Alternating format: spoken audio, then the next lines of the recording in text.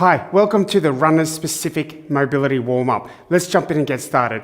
I've taken my shoes off for the moment so that you can see the placement of my toes and feet in the various drills. So either take your shoes off to complete the exercises or keep them on and just use my feet as a guide as to where to place your toes and feet through some of the drills. We're going to start off today by just trying to reset some of our extensors and vestibular system. What I want you to do is just to reach down, touch your toes and see where you can get to with a stand and reach test. After you've completed that and you've assessed where you can reach, we're going to stand up nice and tall. We're going to pat our head 10 times with one hand. Firm taps on the top of the skull, 2, 1, and then 10 taps with the other hand. So we're just trying to reset some of those inner ear fibers, which will then help reset the vestibular system. Following on from that one, we're going to place our hands up under our chin. We're going to have our feet close together. They're going to be locked in dorsiflexion. And then we're squeezing our belly button, squeezing our bottom, keeping your legs straight, locked out, landing hard on the balls of your feet and your heel. So landing on that full foot, squeezing up and down, bouncing as fast as you can, squeeze, squeeze, squeeze, squeeze. Keep going fast, fast, suck in that belly button, squeeze your bottom, keep your feet nice and flat, bouncing up and down. 10, 9, 8, 7, almost there. Squeeze a little bit harder to finish. 3, 2, 1.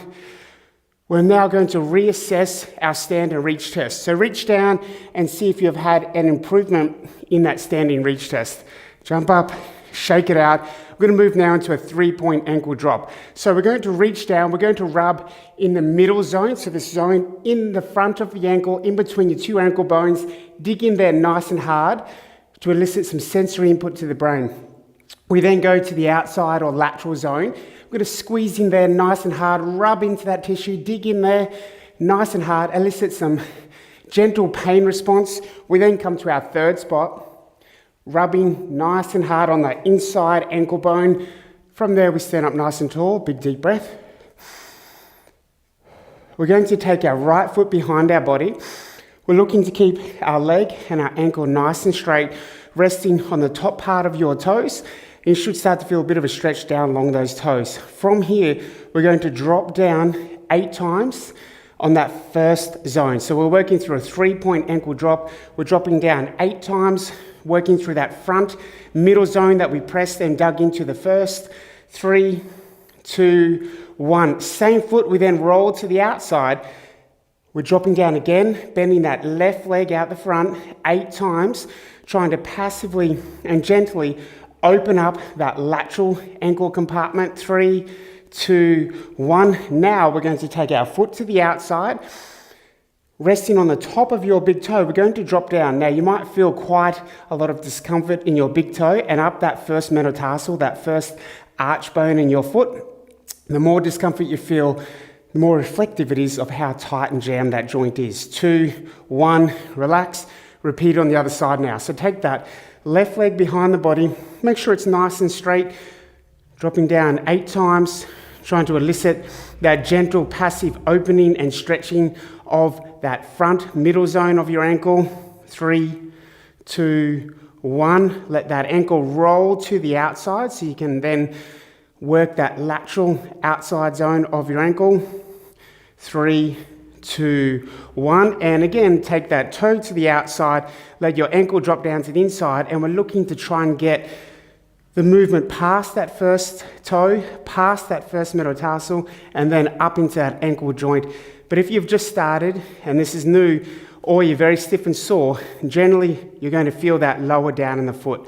2, 1, bounce up and down, shake it out. I'm going to move now into some figure 8s. So I'm going to squeeze my left bottom, I'm squeezing my left foot hard into the ground, recruiting my hamstring and my left bottom. I've brought my right foot out the front. I'm going to paint some figure 8s with my right toes, moving across my body.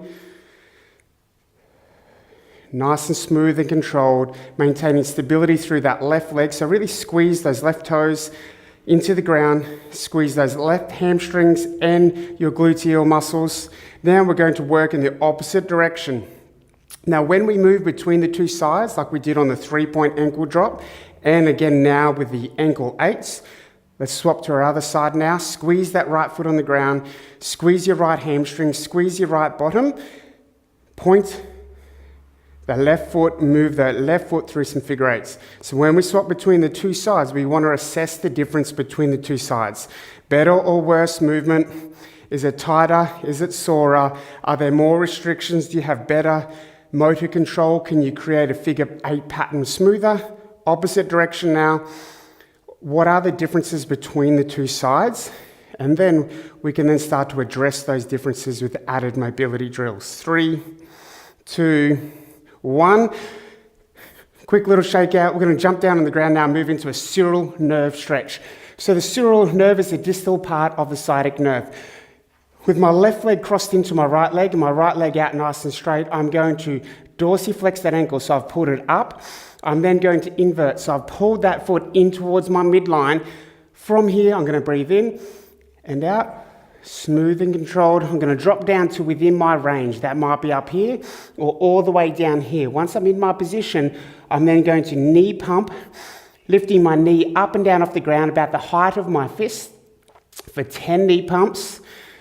6, 7, keeping that foot twisted into midline. You can hold it if you want to increase that stretch, keeping it in dorsiflexion, release, and then roll to the other side.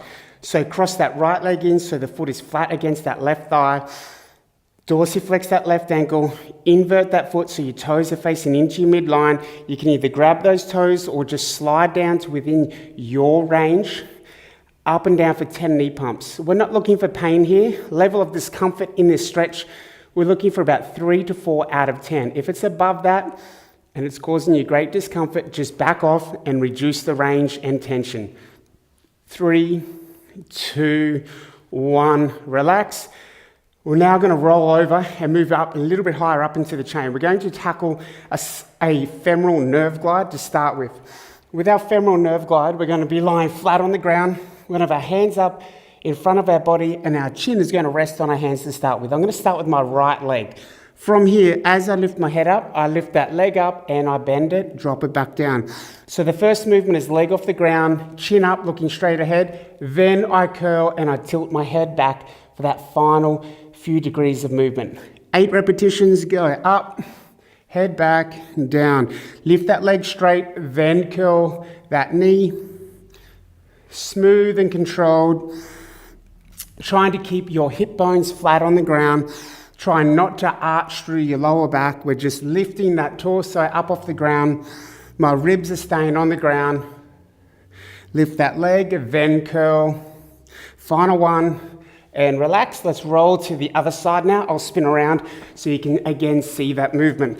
Lying face down on the ground, hands under your chin. From here, we lift that leg up, curl and tilt your head back to get that extra range and that extra flossing of that femoral nerve. As we're lifting our chin and our torso up off the ground, we're really lengthening that anterior fascia. As we curl that leg, we're doing the same in the distal part, and as a result, really trying to lengthen and tension that femoral nerve. Second last one. And last one, relax through there. Let's go straight now into a lateral hip circle. So we're going to jump up on our feet, shake it out, nice and tall. I'm going to lunge out of my left leg. Both feet are even, both feet are facing straight ahead. Left leg has 75% of my weight, and I'm moving this big circle through my right hip joint. So I'm really focusing on the underpant line, taking it smooth and slowly, looking for about 8 to 10 reps. Big, smooth, slow circle. 2. Last one. Then relax, step up, a little bounce out, drop down now into the other side. Lunge out on that right leg, make sure both feet are even, both feet are facing straight ahead. Move through a big, smooth, slow circle, really trying to take this joint through a range, not moving fast. Speed masks weakness. Slowness through here is really going to help increase the sensory and motor output concerned with these joints. 2, 1, well done. Shake it out. We're going to move now into a SAPHENOUS nerve glide, so another large part of our femoral nerve. From here, I'm going to stand nice and upright. I'm going to lunge out of my left leg, twisting my foot away from my midline. From here, I bend that left leg. As I rotate around, the outside part of my back leg, my right leg comes off the ground, my right leg stays straight, and I twist into my left lunge leg. From here, you should feel a little pull up through your internal hip capsule, your adductor magnus, your groin muscles. Smooth and carefully, 3 to 4 out of 10. We're not looking for a large pain scale here. To increase that stretch, we can bring that arm up, dropping down. We're bending through this left leg. I'm not tilting back. I'm in this position. As I bend that left leg, I tension that nerve and release. 3, 2, 1. Very carefully, slowly unwind.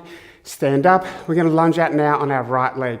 Stepping out to the side, opening that foot and spinning it away from your midline. As I twist around the outside part of my back, left leg comes off the ground. I drop into my lunge leg. This is all locked in.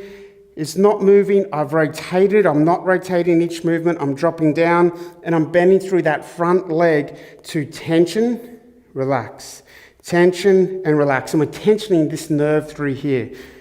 4, 3, 2, 1. Unwind carefully and slowly. Stand up. Bounce up and down. Shake it out. Now we're going to move into some canal bounces. So again, some inner ear work that should hopefully help set some of your extensor muscles down in your posterior train. So from here, what we're going to do is we're going to bounce up on the balls of our feet and then hit our heels hard on the ground. As we do that, we're going to be staring in the distance, but then we're going to flick our head all the way to the side, bringing your eyes slowly back to center, flick your head to the left, bringing those eyes all the way back to the center, focus forward, flick left. Now, as I'm flicking around, my heels are up and down, hitting the ground. We're looking for about 5 reps in one direction, a little rest, big deep breath. We're going to do 5 reps in the other direction now. So hit those heels hard on the ground to start with. Shoulders are bouncing up and down. Flick your head right. Slowly track those eyes around back to center. Smooth, slowly and controlled. 2 more. Hit those heels hard on the ground. Nice and relaxed. Big deep breath, shake it out. We're going to move now into an additional posterior chain setting exercise via the posture reset or hip hinge. Place our thumbs on our ribs. We're going to place our pinky on our ASIS, your hip bone. From here, we keep that gap the whole time. So don't let that close down. That is a measurement tool. Our feet are internally rotated, facing in, so the outside part of our feet are parallel to one another. I take a big deep breath. Fill up my belly button, exhale, and then I hold that concave abdomen in nice and tight. From here, I'm going to start to lengthen my hamstrings by pushing my bottom back. I'm keeping my knees in this movement directly above my ankle bones. Don't let them push through. Stick those hips back. Once you've lengthened those hamstrings and you really feel that stretching, the next part of this is without your knees moving forward, focus on your knees. We're going to lower our pelvis. We're going to push our knees out to the side slightly. We're going to lower our pelvis. We've got our fingers on our ribs and our hip to make sure we haven't collapsed through there. If you have, straighten back up. Don't arch. Again, you'll feel that thumb and pinky move from their spots. Hold it here. Exhale. Belly button in. Suck in your tummy as hard as you can. Lower that pelvis a little bit. You can then, if you want to, bring those arms out the front. We're going to flex. We're going to push hard through our feet. We're going to try and to elicit those feet to spin out to the side, but we're not going to let them. We're pushing those hips back. We're lowering those hips, generating as much tension as we can through our posterior chain. Squeezing hard. You should be shaking and burning in your hamstrings and bottom. Push those knees out. Your feet want to spin out, but we're resisting, and as such, we're really engaging up through those external rotators in our hips. Stay nice and strong, generate that tension, squeeze through your arms, belly button in, check your ribs, spine straight, hips back, tension in those hamstrings, squeeze your heels and toes into the ground, don't lift your toes, squeeze them into the ground, 10 seconds, tension, tension, tension, 4, 3, 2, 1, Whew. Shake that out. You should feel a lot of tension, a lot of activation in those hamstrings and bottom. Bounce up and down. Keep moving now. Let's escalate our heart rate. We're going to move into some torso twist. So as my feet spin to one side, my arms will go to the other side. Ready, set, and go. So moving nice and fast now, side to side. So we've tried to reset today the vestibular system, some eye work, all with the intent to really get that nervous system functioning well, get the inner ear, vestibular system working, increasing its sensory and motor output. We've loosened up our ankles. We've then moved up into our hips and our quads before really trying to engage and activate that posterior chain, which is really going to help keep those hips nice and steady and really increase the efficiency of your running gait. Now we're increasing our heart rate and our breathing rate, getting ready to then jump into your run. 10 seconds. Control your breathing. 3, almost there. Stay strong. 2, keep going a little bit faster. 1, and relax. Enjoy your run. See you again for another PrimalThenics session.